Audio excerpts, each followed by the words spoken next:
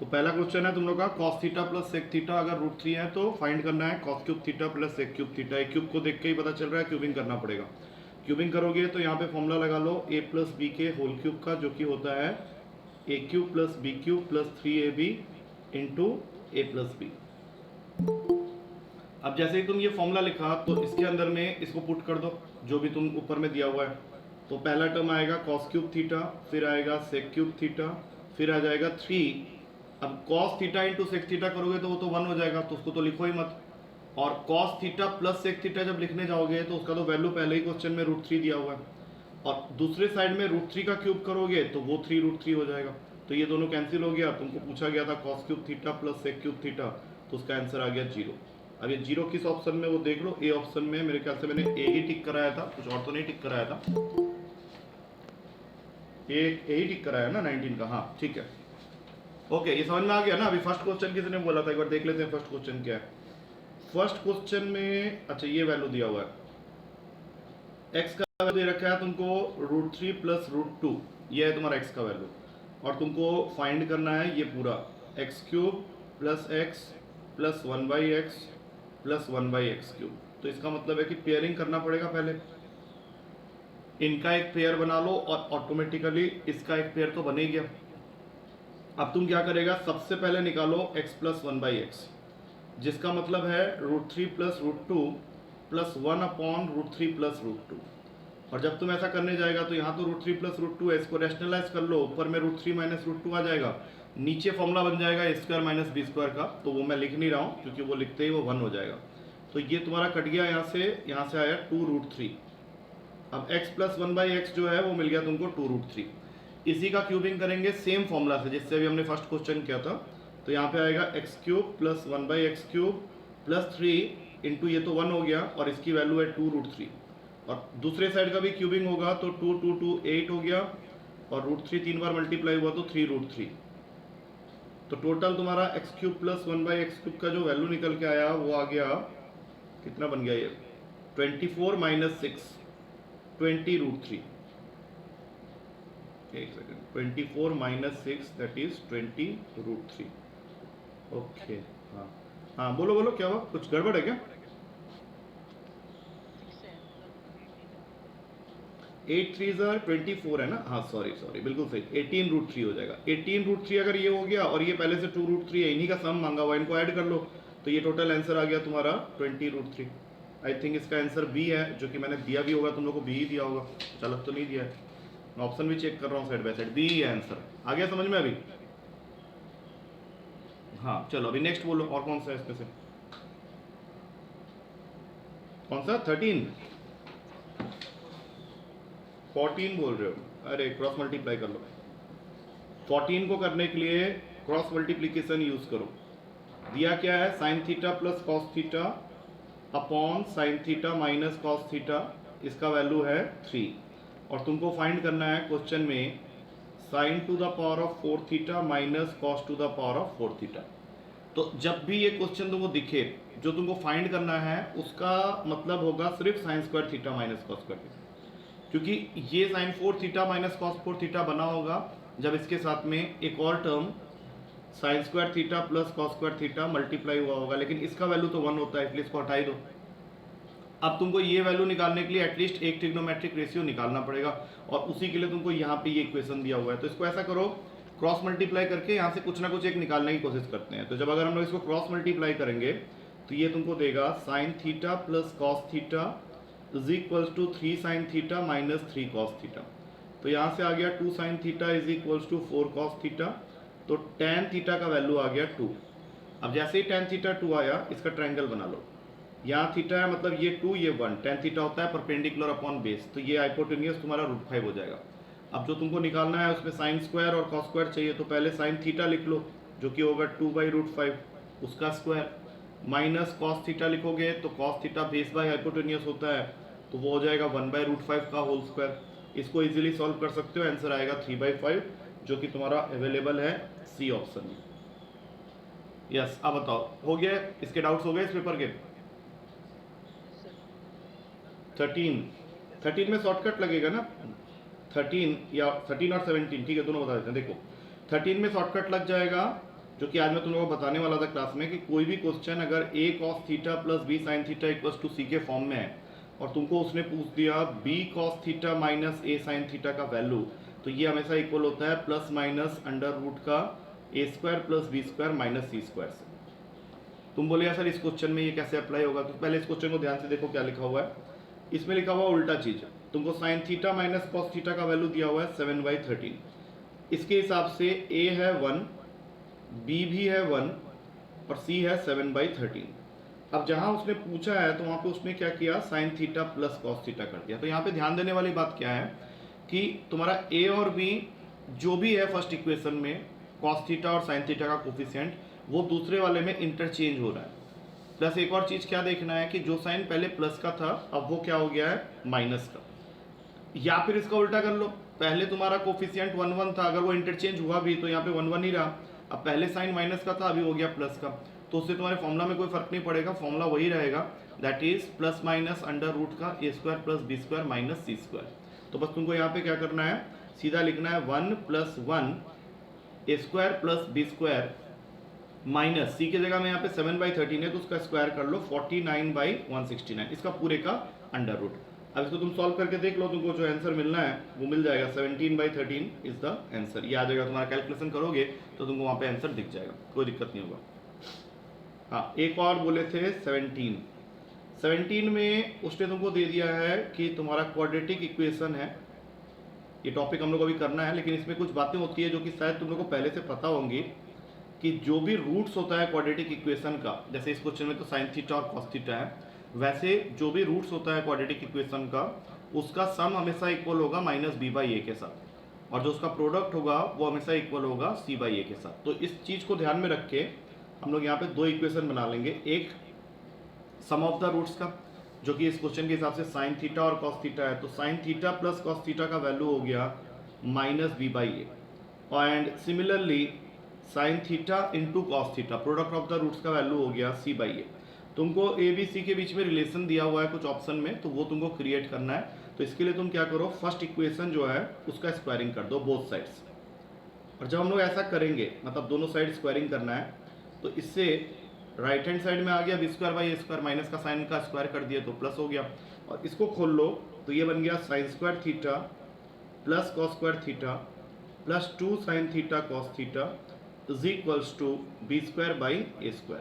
अब इसमें से इसका वैल्यू 1 होता है, तो यहाँ पे लिख लो 1 plus 2 sine theta into cos theta c/a दिया हुआ है, और यहाँ पे b²/a² है। तो अब जब हम लोग इसको थोड़ा सा और सॉल्व करेंगे तब जाके हम लोग को ऑप्शन मिलेगा, अभी ऑप्शन हम लोग को दिख नहीं रहा है। तो इसमें नेक्स्ट स्टेप में क्या हो जाएगा, ये बन जाएगा a + 2c/a is equals to b²/a²। एक कैंसिल होगा, एक बच जाएगा, तो ये भागा यहाँ पे a² plus 2ac is equals to b²। अब तुमको यहाँ पे ये देखना है कि हम लोग आंसर से कितना दूर चल रहे हैं, क्योंकि हम लोग को आंसर लाने के लिए यहाँ पे एक छोटा सा काम करना पड़ेगा, क्योंकि ऑप्शन उस अकॉर्डिंग आया नहीं है। तो हम लोग ऐड करेंगे दोनों साइड में c²। इसका आइडिया तुम सिर्फ ऑप्शन से लगा सकते हैं। जैसे ही तुम दोनों साइड में c² ऐड करेगा तो लेफ्ट हैंड साइड में आ गया a² plus 2ac plus c², और राइट हैंड साइड में आ गया b² प्लस c²। अब ये जो पार्ट है पूरा का पूरा, ये तुमको अच्छी तरह से मालूम होना चाहिए कि ये फॉर्मूला बन चुका है a + c के होल स्क्वायर का। अब तुम खुद ही चेक कर लो कौन सा ऑप्शन में ये चीज़ अवेलेबल है, तो you can clearly see it is available in D option. I think बस ये लास्ट स्टेप में अटक गए होगे। हाँ बस, हाँ बस वो थोड़ा सा ऑप्शन पे नज़र डालने पे वो चीज़ शायद दिख जाता वहाँ पे। ठीक है, इस पेपर का डाउट हो गया, अच्छे क्वेश्चन तुम लोग पूछ लिया है। अब हम लोग अपना बैक टू ट्रिग्नोमेट्री में चलेंगे। कल की क्लास में हम लोगों ने basically basic ratios and identities, table, complementary angle, fundamental identities, इन सब के बारे में बात कर ली थी। उसके अलावा एंगल को मेजर करने के जो यूनिट्स होते हैं, डिग्री, रेडियन, उनके बारे में उतनी ही बातें की थी जितना तुम्हारे पेपर में आता है। अब उसके अलावा कुछ चीज़ें और हैं जो तुम्हारे पेपर में एक रेगुलर इंटरवल में पूछा जाता है। तो उसमें सबसे पहली चीज़ जो आज हम लोग डिस्कस करेंगे, दैट इज़ घड़ी में कोई भी टाइम दिया है तो how to find the angle between hour hand and minute hand. तो ये मैं हेडिंग डाल दे रहा हूँ यहाँ पे कि घड़ी के किसी भी टाइम के समय एंगल कितना होता है hour hand and minute hand के बीच, उसको कैसे निकाला जाता है। अब देखो, इसका एक शॉर्टकट अवेलेबल है, मैं नहीं चाहता लेकिन वो शॉर्टकट मैं तुम लोगों को बताऊं, क्योंकि उस शॉर्टकट के अपने कुछ रेस्ट्रिक्शंस हैं। कुछ एक पर्टिकुलर क्वेश्चन में जब डिग्रीज में आंसर नहीं है, डिग्री एंड मिनट या सेकंड में चले जाता है, तब वो फॉर्मूला कई बार काम नहीं करता है। तो तुम लोग इसका एक डिटेल्ड मेथड ही जान के रखो, कोई शॉर्टकट वॉर्टकट याद करने की जरूरत नहीं है। फॉर एग्जाम्पल मैंने एक टाइम ले लिया 7:20। अभी क्वेश्चन में तुमको बोला जाएगा कि जब घड़ी में 7:20 हुए हैं तो आवर हैंड और मिनट हैंड के बीच में क्या एंगल बनेगा, कांटों के बीच का जो एंगल है वो तुमको फाइंड आउट करना है। तो एक बार रफली घड़ी दिमाग में बना लो, ऐसा जरूरी नहीं हर क्वेश्चन में बनाएंगे, बस इस क्वेश्चन में एक बार बना लेते हैं। तो घड़ी के हिसाब से ये मैंने सेट कर दिया इसका 12, 6, 3, 9, 1, 2, 4, 5, 7, 8, 10, 11, रफली घड़ी ऐसे ही होता है।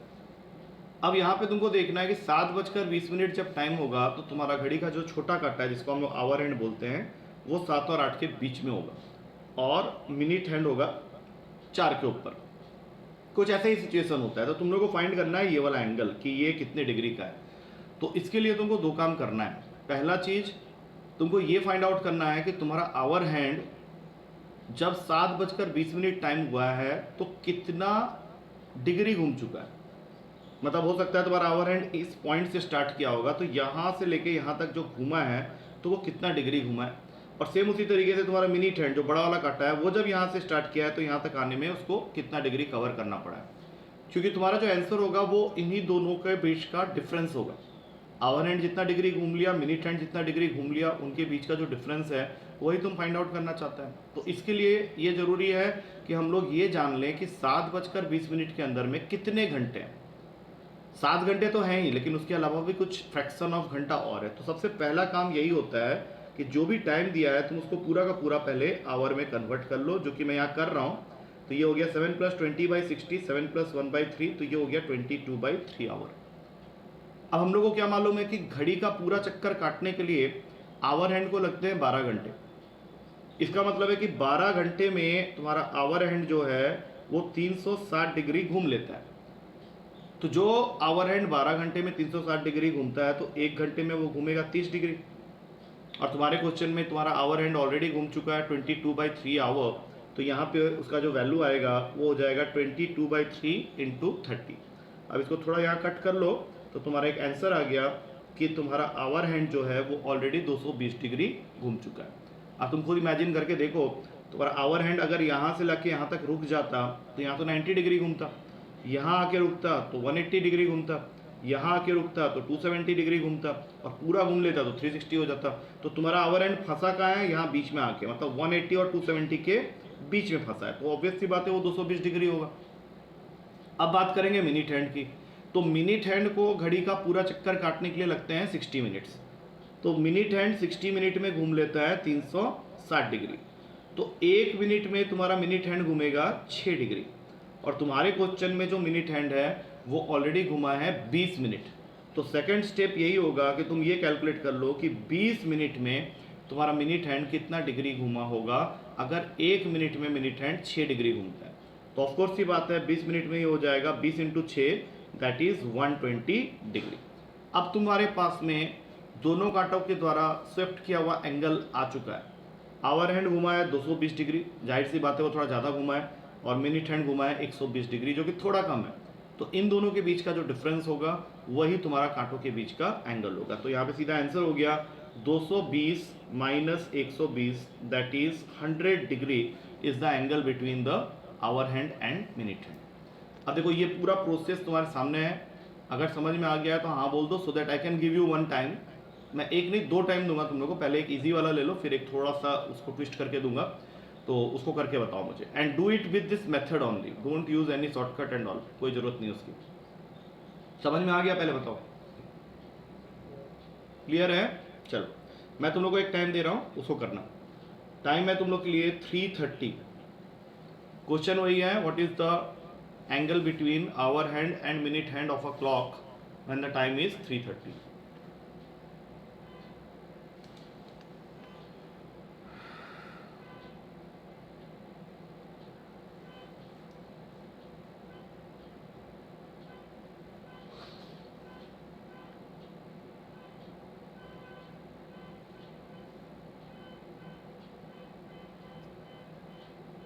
यस, किसी ने 75 बोला है, कौन है? 90 बोल दिया विक्रांत को। 75 किसने बोला था? 90 बोला है विक्रांत, 75 किसने बोला?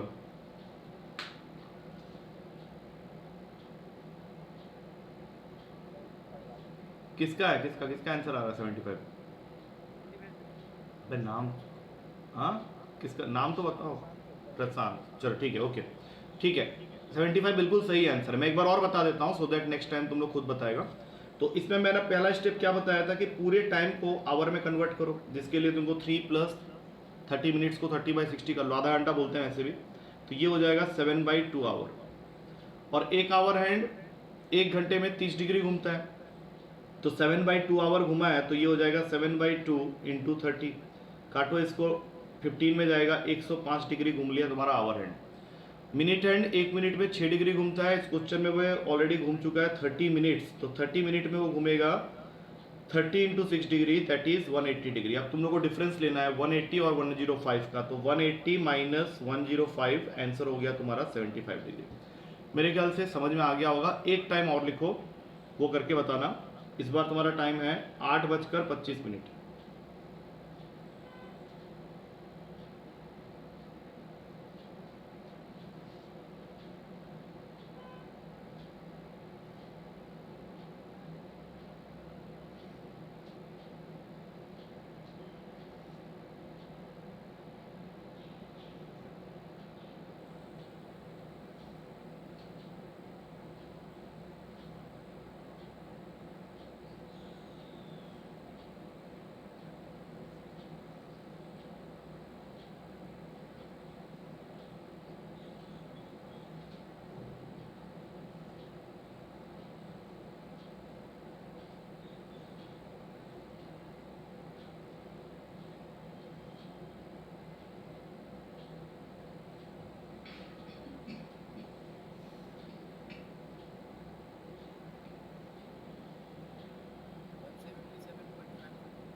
नहीं नहीं, पहली बात तो 0.5 कुछ होता नहीं है, और 177 डिग्री होगा, और उसके बाद जो पार्ट है वो पॉइंट में नहीं होना चाहिए। इट शुड बी इतना डिग्री, इतना मिनट, और अगर बच गया तो इतना सेकंड।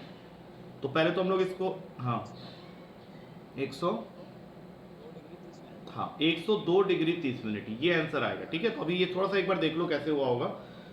स्टेप वही रहेगा, 8 प्लस 25/60, 5 के टेबल में काट लो, 5/12, इसको थोड़ा सॉल्व करो तो ये बन जाएगा 101/12 घंटे।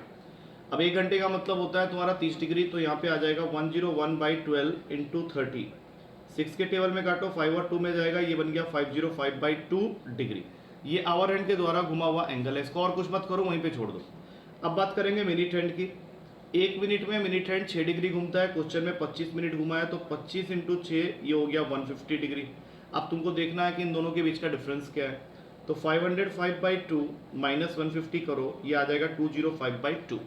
इसको तुम लिख सकते हो 102.5। अब ये जो 102.5 के जगह तुम लोग 0.5 बोल रहा है, वो हम लोग को करने की जरूरत नहीं है, क्योंकि डिग्री का फर्दर डिवीजन होता है मिनट, और फिर मिनट का फर्दर डिवीजन होता है सेकंड में। तो इसको तुम लिखोगे कि 102 डिग्री तो कंफर्म है, और जैसा कि मैंने बताया था पिछली क्लास में कि 1 degree is equals to 60 minutes. तो यहाँ पे तुम्हारा जो एक्स्ट्रा बच रहा है वो हाफ बच रहा है, तो 102 डिग्री और यहाँ पे लिखोगे 30 मिनट्स। तो जब भी क्वेश्चन करोगे तुम्हारे ऑप्शन भी इसी तरह से होंगे, पॉइंट में कहीं नहीं होगा, तो डिग्री और मिनट्स में होगा। तो इसका आंसर हो गया 102 डिग्री एंड 30 मिनट्स। एक लास्ट टाइम और दे रहा हूँ, उसको इसी तरीके से निकालना, क्योंकि उसका आंसर भी ऐसे डिग्री मिनट्स में होगा।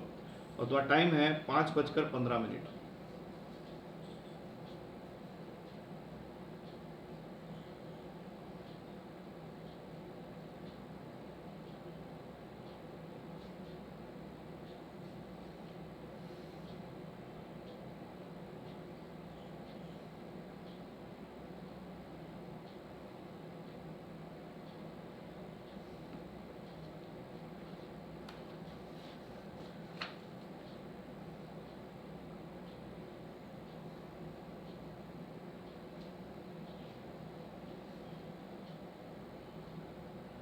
67 डिग्री 30 मिनट। हाँ, अब इसका आंसर हो जाएगा 67 डिग्री 30 मिनट। बिल्कुल सही आंसर है। जिनका आ गया बहुत अच्छी बात है। एक बार फिर से मैं वर्किंग दिखा देता हूँ। 5 + 15/60 काटे 1/4 मतलब 21/4। अब 21/4 को मल्टीप्लाई करेंगे 30 से, 15 टू 21 इंटू 15 एक बार कर लो तो ये आ गया 315/2 डिग्री, इसको छोड़ दो। अब मिनट की बात करेंगे, 15 मिनट 15 इंटू 6 90 हो गया, तो 315/2 माइनस 90, इसको सॉल्व करो, ये आ जाएगा 135/2। 135/2 का मतलब है 67.5 डिग्री, इसका मतलब हो गया 67 डिग्री 30 मिनट्स। बस, इसके अलावा तुमको कोई शॉर्टकट नहीं चाहिए, कुछ नहीं चाहिए, because you are giving the answer within that 30 seconds और 50 सेकेंड्स में तुम्हारे आंसर आ जा रहे हैं। बहुत ज़्यादा लगा भी तो 1 मिनट के अंदर आ जाएगा, कुछ और एक्स्ट्रा करने की जरूरत नहीं है। उसके बाद इसमें एक कंसेप्ट और होता है जिससे हर साल क्वेश्चन आता है, हर साल वो कहीं ना कहीं इस तरह के क्वेश्चन को जरूर पुट करेगा, नॉट दिस वन। वो क्वेश्चन होता है ये वाला, तुम्हारे पास में दिया होगा दो फंक्शन, जैसे मैंने अभी एक लिख दिया cos cube theta plus sec cube theta. इसके अलावा क्वेश्चन हो सकता है sin to the power of 4 theta plus cosec to the power of 4 theta.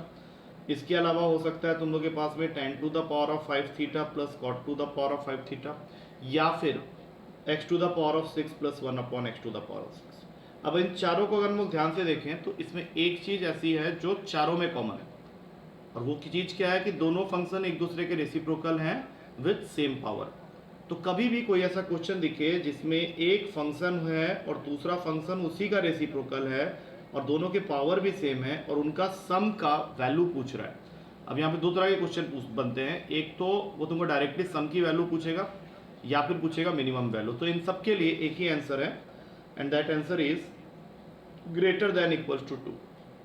मतलब अगर इनमें से कोई भी क्वेश्चन है तो उसका आंसर होगा ग्रेटर देन इक्वल्स टू 2। और अगर क्वेश्चन में मिनिमम वैल्यू पूछ रहा है और तुमने बोल दिया है पहले ही कि ग्रेटर देन इक्वल्स टू 2, तो इन सब केस में जो मिनिमम वैल्यू होगा दैट विल बी 2। अब पहली चीज, या तो तुम इसको एज ए फॉर्मूला मगअप कर लो या फिर इसका रीजन जान लो। रीजन ये है कि हम लोग ने पढ़ा था एक AMGM inequality, I don't know कितने लोगों ने पता किया इसके बारे में। AMGM इनइक्वालिटी क्या होता है पहले ये जान लो। AM stands for arithmetic mean and GM stands for geometric mean. अगर तुम्हारे पास कोई भी दो वैल्यूज हैं और दोनों ही अनइक्वल हैं तो यू कैन ऑलवेज प्रूव कि AM की जो वैल्यू रही होगी वो GM से बड़ी होगी, जब A और B इक्वल नहीं है तब। लेकिन अगर A और B इक्वल हो गया तो फिर AM और GM तुम्हारा आपस में इक्वल हो जाएगा। तो AM निकालने का फॉर्मूला होता है, AM निकालते हैं, मान लो दो वैल्यूज है तो उसका AM होगा A प्लस B/2 और उसी दो वैल्यूज का GM होगा √AB। तो सपोज कर लो मैंने दो वैल्यूज ले ली, A को ले लिया 2, B को ले लिया 8, दैट मीन्स मैंने दोनों अनइक्वल वैल्यूज ली हैं अभी। तो इसमें तुम्हारा AM का जो वैल्यू आएगा वो आएगा 5 और GM का जो वैल्यू आएगा वो आएगा 4। अब फॉर्मूला ऊपर ही लिखा हुआ है तो वहां से वेरीफाई कर सकते हो। तो यहाँ से हम लोग को क्या पता चला कि इस केस में AM GM से बड़ा है। अब इसी में सोचो कि अगर मैं A को ले लेता 2 और B को भी ले लेता 2, तब मेरा AM हो जाता 2 और GM भी हो जाता 2। तो इसमें तुम क्या देखा कि तुम्हारा AM और GM इस केस में बराबर हो गया। तो हम लोग इसको जनरलाइज किस तरह से कर रहे हैं कि for any two values of A and B, for any two values of A and B, हम लोगों ने एक ओवरऑल कंक्लूजन निकाल लिया कि AM की वैल्यू हमेशा GM से या तो बड़ी होगी या फिर उसके इक्वल होगी। अब सोचो जो भी क्वेश्चन मैंने अभी ऊपर लिखा जिसमें मैंने बोला कि एक फंक्शन दूसरे का रेसिप्रोकल है विद सेम पावर, तो उसमें मैंने क्या जनरलाइजेशन दी कि ये वो वैल्यू का सम हमेशा ग्रेटर देन इक्वल्स टू 2 होगा। तो हम लोग क्या करेंगे, ऊपर में से कोई भी एक क्वेश्चन ले लेते हैं। सपोज हम लोग ले लेते हैं साइन वाला क्वेश्चन। क्वेश्चन तुम्हारे पेपर में आ जाएगा इस तरह से कि sin to the power of 4 theta plus cosec to the power of 4 theta की वैल्यू क्या होगी। तो तुम बिना कुछ सोचे समझे इसको टिक मार सकते हो greater than equals to 2। Reason मैं बता देता हूँ। Let us consider that this first value is A and this second value is B। मतलब मैंने A को कंसीडर कर लिया है sin to the power of 4 theta और B को कंसीडर कर लिया है cosec to the power of 4 theta. तो AM is greater than equals to GM के कंसेप्ट से हम लोग लिख सकते हैं कि इन दोनों वैल्यूज का जो AM होगा that will be sin to the power of 4 theta plus cosec to the power of 4 theta whole divided by 2। और जैसा कि मुझे पता है कि ये value greater than equals to its GM होगी, लेकिन जो दो वैल्यूज मैं ले रहा हूँ वो दोनों वैल्यूज एक दूसरे के रेसिप्रोकल हैं। तो रेसिप्रोकल वैल्यूज का प्रोडक्ट जब भी होता है तो 1 ही होता है। तो तुम्हारा राइट हैंड साइड में आ गया √1 विच इटसेल्फ इज 1। तो नेक्स्ट स्टेप में जब तुम इसको क्रॉस मल्टीप्लाई करोगे तो तुम्हारा एक ओवरऑल आंसर जो है वो हमेशा के लिए आ गया ग्रेटर देन इक्वल्स टू 2।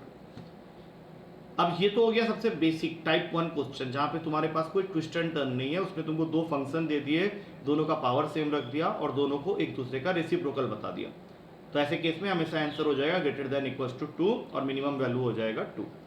अब इसी में वो थोड़ा चेंज करेगा, उसको मैं डाल देता हूँ टाइप 2 में। टाइप 2 में वो तुमको हो सकता है ऐसा क्वेश्चन दे दे, 9 tan square theta plus 4 cot square theta की वैल्यू बताओ। अब इसमें भी दो टाइप का है, या तो वैल्यू बताओ या फिर इसकी मिनिमम वैल्यू बताओ। तो अभी इस केस में और पिछले वाले केस में एक छोटा सा फर्क है।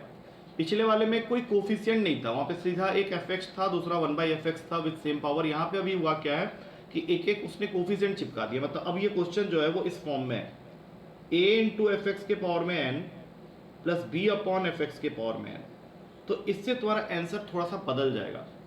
अब इस केस में तुम्हारा आंसर हो जाएगा greater than equals to 2 root A B. अगर तुम फॉर्मूला रटने में माहिर हो तब तो तुम्हारा आंसर पहले ही स्टेप में आ गया, लेकिन मैं तुमको लॉजिक के साथ बता दूंगा कि वाई इट इज हैपनिंग। तो अभी तुम देख लो, तुम्हारा a है 9 और b है 4। तो इस फॉर्मूला के हिसाब से तुम्हारा ये जो भी वैल्यू होगा that will be greater than equals to 2 multiplied with root के नीचे 9 into 4, that means greater than equals to 12 आ गया, और इसकी मिनिमम वैल्यू होगी 12।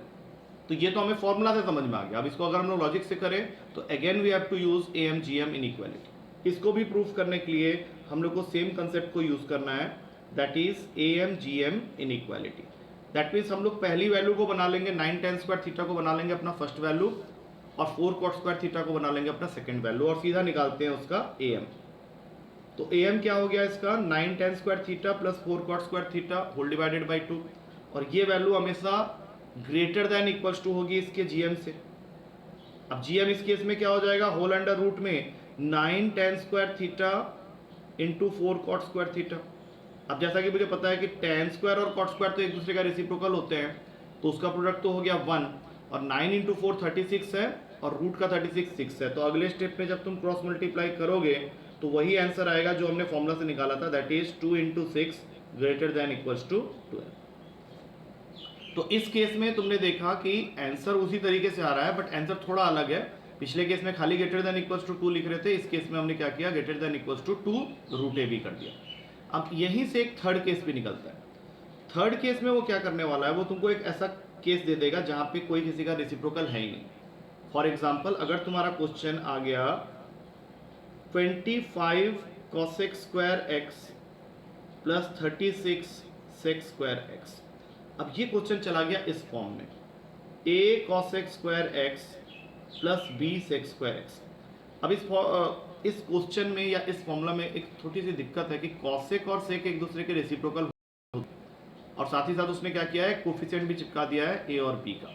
तो अगर तुम इसको फॉर्मूला से करना चाहते हो तो इसका फॉर्मूला एक डायरेक्ट होता है कि मिनिमम वैल्यू इस केस में होगा root a plus root b का होल स्क्वायर। दैट मीन्स इसका ओवरऑल वैल्यू जो होगा that will be greater than equals to root a plus root b का होल स्क्वायर। तो एक तो है कि वही सेम बात बोलूंगा, अगर फॉर्मूला याद करने में माहिर हो तो ये फॉर्मूला तो यहीं पे सॉल्व हो जाएगा क्वेश्चन, क्योंकि a के जगह बैठा हुआ है 25 और b के जगह बैठा हुआ है 36। तो सीधा आंसर हो गया greater than equals to root 25 plus root 36 पूरे का होल स्क्वायर, जो कि देगा 121। या इसका मतलब ये भी बना सकते हैं कि इसका मिनिमम वैल्यू हो जाएगा 121। बट इसको भी करने का अपना लॉजिकल अप्रोच है। उसके लिए तुमको क्या करना है, इस क्वेश्चन के अंदर में जो कि अभी तक रेसिप्रोकल फंक्शन वाले कोई भी फंक्शन नहीं है इसके अंदर, तो उसको लाने के लिए हम लोग क्या करेंगे, 25 को रहने देंगे, cosec स्क्वायर एक्स के जगह में लिख दो 1 plus cot square x. Same उसी तरीके से 36 को रहने देंगे और sec स्क्वायर एक्स के जगह में लिख देंगे 1 प्लस tan स्क्वायर एक्स। अब जब ब्रैकेट खोलोगे तो नंबर्स का एक पेयर बना लो 25 और 36, और जो बाकी दो बच गए हैं उनको एक ब्रैकेट में डाल दो। तो जब तुम इनको एक ब्रैकेट में डालोगे तो यहाँ पे तुमको दिख जाएगा कि this is nothing but our second case, जो कि अभी हमने जस्ट डिस्कस किया था, जिसमें मैंने बोला था कि अगर a fx के पावर में n प्लस b fx के पावर में n के फॉर्म में क्वेश्चन है, जो कि अभी सिस्टम में हो गया, देखो यहाँ पे, तो इसका आंसर हमेशा होता है 2 रूट ए बी। तो यहाँ से आ गया 61, अब यहाँ से 2 रूट ए बी करोगे तो 2 इंटू रूट का 25 इंटू 36, जो कि 2 इंटू 5 इंटू 6 देगा, और फाइनली आंसर रिड्यूस होकर 121 ही हो जाएगा। तो मैं स्टेप्स इसलिए बता दे रहा हूँ कि कभी बाई चांस फॉर्मूला भूल जाओ तो इस तरीके से भी तुम आंसर तक पहुँच सकते हो। वैसे मुझे नहीं लगता तुम लोग फॉर्मूला भूलोगे। अब इसी में एक और केस भी है, that will be the final case, that is type 4। अब उसमें वो क्या करने वाला है, वो कुछ इस तरह से तुमको दे देगा। क्वेश्चन होगा a cos square x plus b sin square x. और इसमें वो तुमसे सिर्फ मिनिमम नहीं पूछेगा, इसमें तुमसे मैक्सिमम वैल्यू भी वो पूछेगा। इसमें ओवरऑल वैल्यू का कोई चक्कर नहीं, इसमें सीधा वो बोलेगा इसका मिनिमम बताओ, इसका मैक्सिमम बताओ। तो जो इसका शॉर्टकट है या जो फॉर्मूला है वो बहुत सिंपल है। उसमें तुमको सिर्फ ये देखना है कि अगर a b से बड़ा है, मतलब कोफिशिएंट जो cos स्क्वायर x का है अगर वो sin स्क्वायर x से बड़ा है तो इसका मिनिमम वैल्यू होगा b और मैक्सिमम वैल्यू होगा a। लेकिन अगर a b से छोटा है तो इसका मैक्सिमम वैल्यू होगा b और मिनिमम वैल्यू होगा a। इससे हम लोग को समझ में तो आ गया, लेकिन हम लोग इसका भी लॉजिकल प्रूफ देखेंगे। पहले एक क्वेश्चन ले लेते हैं। सपोज कर लो तुम्हारे पास में क्वेश्चन है 2 cos square x plus 3 sin square x। अब यहाँ पे तुम सीधा देखा कि 2 जो है वो छोटा वैल्यू है और 3 जो है वो बड़ा वैल्यू है। तो तुम्हें अगर इस क्वेश्चन में मिनिमम निकालना है तो इसका मिनिमम वैल्यू हो जाएगा 2, और अगर मैक्सिमम निकालना है तो इसका मैक्सिमम वैल्यू हो जाएगा 3। क्वेश्चन यही खत्म हो जाता है। लेकिन अगर मान लो तुमको लगता है बाई चांस तुम ये भी भूल जाएगा, वैसे भूलेगा नहीं, बहुत सिंपल है, तो इसको करने का एक तरीका भी है। तरीका क्या है कि 2 और 3 में से जो बड़ा वाला वैल्यू है उसको तुम लोगों को तोड़ना है। छोटा वैल्यू को हम लोग कभी स्प्लिट नहीं करते। तो इसका लॉजिकल अप्रोच क्या होगा कि 2 cos स्क्वायर x को कुछ मत करो, लेकिन 3 को लिख लो 2 sin square x plus sin square x। अब तुम बोले इससे फायदा क्या हुआ? इससे फायदा ये हुआ कि यहां से लेके यहां तक अगर तुम 2 कॉमन ले लेता है तो ब्रैकेट में रह जाता है cos square x plus sin square x जो कि 1 होता है। तो उसका ओवरऑल वैल्यू आ जाता है 2 प्लस sin स्क्वायर x। अब अगर तुमसे कोई पूछे कि what is the minimum value of sin square x तो क्या बोलोगे उसको? What is the minimum value of sin square x बताना जरा। नहीं, minimum value of sin square x 0 होगा, ठीक है, क्योंकि अगर तुम माइनस ले रहे हो तो वो प्लस हो जाएगा क्योंकि स्क्वायर है। तो ये यहाँ से एक और कंसेप्ट निकल के आता है कि साइन के पावर में nx अगर n इवन है, अगर n इवन है तो इसका मिनिमम वैल्यू होगा 0 और मैक्सिमम वैल्यू होगा 1। लेकिन इसी में अगर मैं कहूँ कि मेरा n ऑड है तो इसका मिनिमम वैल्यू होगा -1 और मैक्सिमम वैल्यू तब भी होगा 1।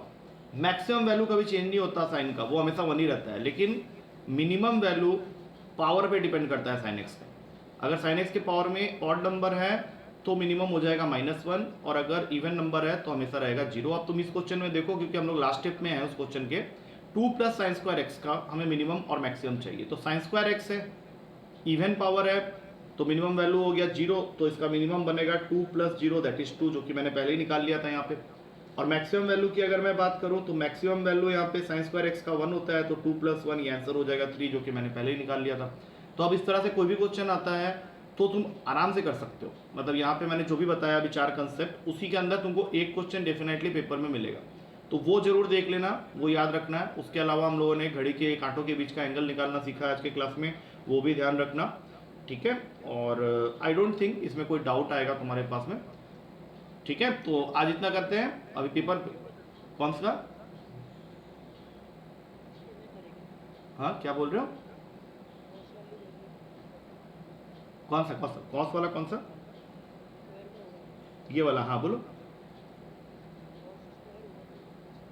नहीं, उसमें मैंने क्या बोला, जिसका कोफिशिएंट बड़ा होगा उसको तोड़ना है, जिसका कोफिशिएंट बड़ा होगा उसको तोड़ लेना और बाकियों के साथ में उसको मिक्स कर देना। मान लो इसी क्वेश्चन में कर दूं 3 cos square x plus 2 sin square x, तो तुमको 2 sin स्क्वायर x को कुछ नहीं करना है, तुम 3 cos स्क्वायर x को ब्रेक कर लोगे 2 cos square x plus cos square x में। अब 2 cos square x plus 2 sin square x बन गया 2, और जो cos स्क्वायर x बना उसमें भी कोई चेंजेस आना नहीं है। अब मान लो मैं यहाँ पे लिखता हूँ एक फॉर्मूला cos की पावर में nx, और मैं बोलता हूँ कि n मेरा इवन है, तो सेम रहेगा, क्योंकि cos और sin के लिए मिनिमम मैक्सिमम सेम रहता है। cos में अगर तुम इवन पावर लोगे तो इवन पावर क्या करेगा, उसको इवन ही रहने देगा, तो वो मिनिमम तुम्हारा 0 हुआ, मैक्सिमम हो गया 1। अब ऑड पावर लोगे तो मिनिमम हो जाएगा -1 और मैक्सिमम हो जाएगा 1। साइन और कॉस का मिनिमम मैक्सिमम जो भी है वो -1 1 पे होगा, लेकिन तुम्हारा वो पावर पे डिपेंड करेगा। इवन पावर पे हमेशा चले जाएगा मिनिमम वैल्यू 0 की तरफ, मैक्सिमम हमेशा 1 रहेगा, ऑड पावर के लिए हमेशा -1 हो जाएगा। क्लियर है ये चीज? ठीक है, चलो फिर मैं तुम लोग, हाँ और कुछ है किसी को कुछ पूछना है? ठीक है, फिर चलो मैं तुम लोग पेपर सेंड करता हूँ, फिर get ready for the paper. That's it for today.